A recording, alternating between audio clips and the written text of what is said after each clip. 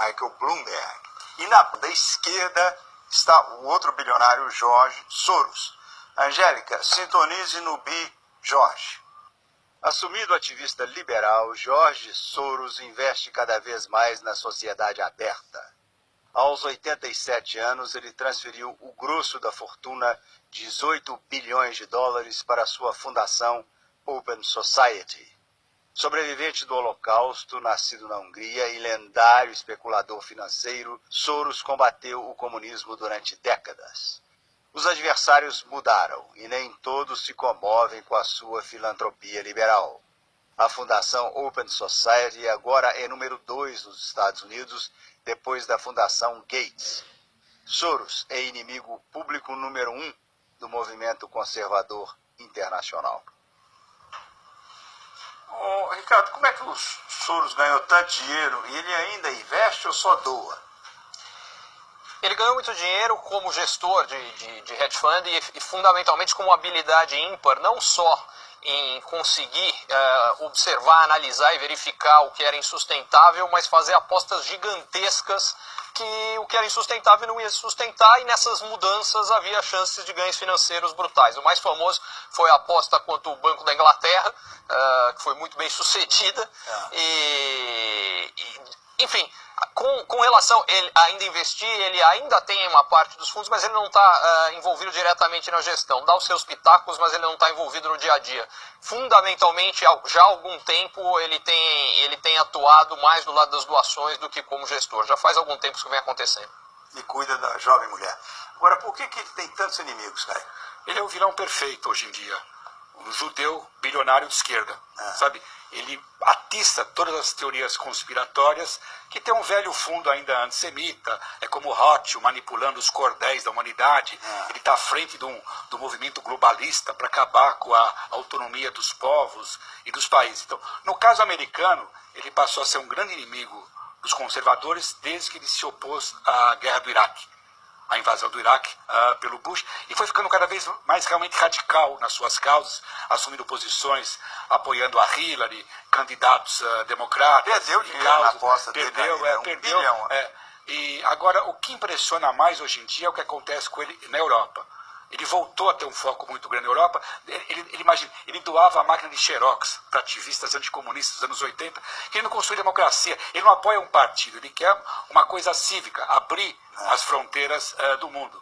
Então, por exemplo, um dos beneficiários da ajuda dele é o atual primeiro-ministro da Hungria, Orbán.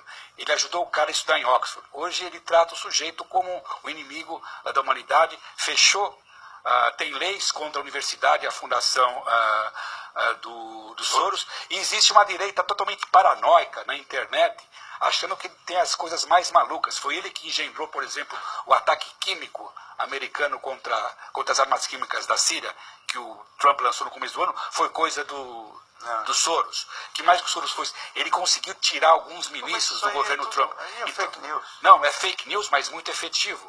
Isso aumenta o poder, e a ideia é que ele tem esse poder diabólico e quer destruir a autonomia dos povos em nome dessa tal agenda globalista, né? Então, se o dinheiro é para ajudar quem precisa, tem alguma importância se a fonte for ideológica?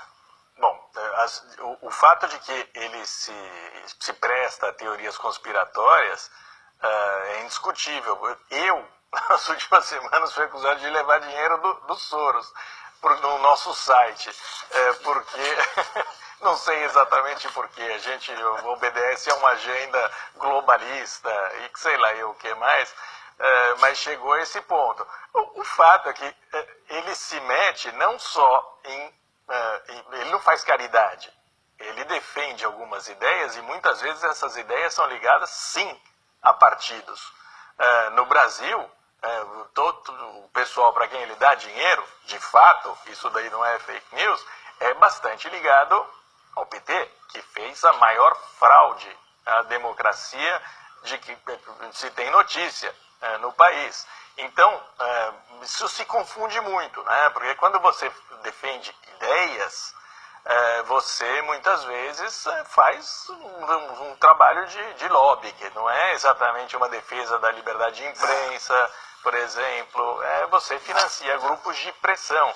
esses grupos de pressão podem agir em nome de interesses também obscuros, ocultos. Você não sabe exatamente para quem eles estão prestando um serviço. Não é tudo muito transparente, não.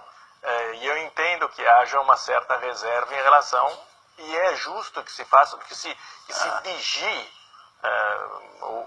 uma instituição dessa. O cara tem 18 bilhões de dólares aplicados nessa Open Society. Pobre do Karl Popper, que deu origem ao nome dessa instituição, a gente não sabe exatamente onde essa montanha de dinheiro, que efeitos pode ter essa montanha de dinheiro sobre essas ideias que circulam doidamente pela internet, por exemplo.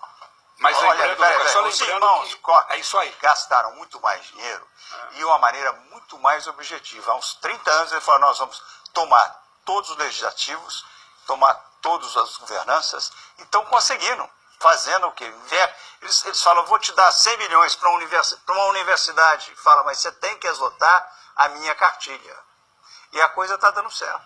Eles estão praticamente... O Soros é aberto, ele é transparente para que ele dá dinheiro. Quando eu falei que eu falei na Europa ele não dá dinheiro para um partido X ou B. Aqui nos Estados Unidos, obviamente ele é assintosamente a favor do Partido Democrata. Ele não está escondendo a agenda dele. Ricardo, o aniversário da maior queda na Bolsa Americana foi nessa quinta passada, 19 de outubro, e foi em 87. Agora, um dia antes, na quarta, a Bolsa bateu mais um recorde, rompeu os 23 mil pontos. Outubro é o mês das bruxas, a de 29 e a de 87.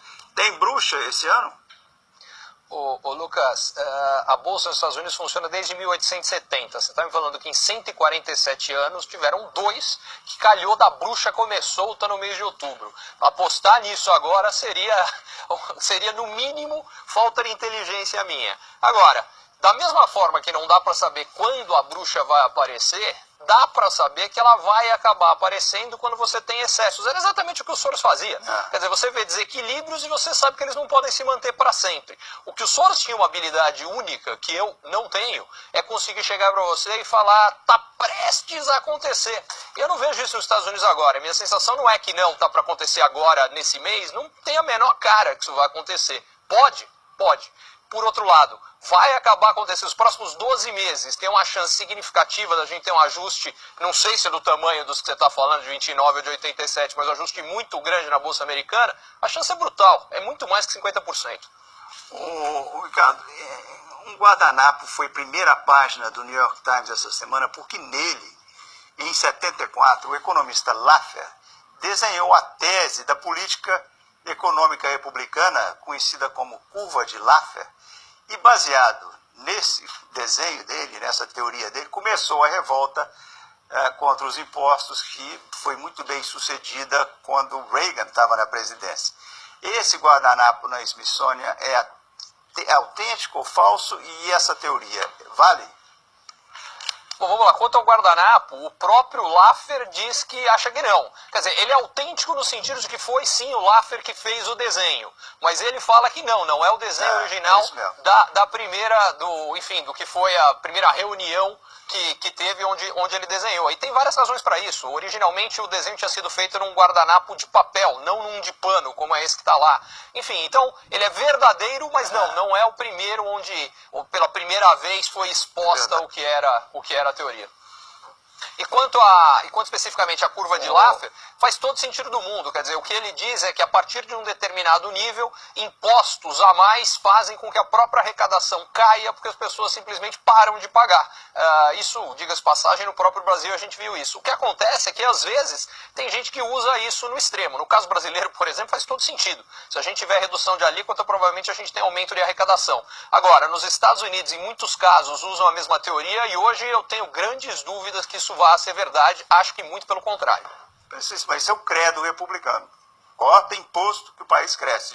Já deu errado várias vezes. Cresce o déficit. Deu errado no governo federal, governo estadual.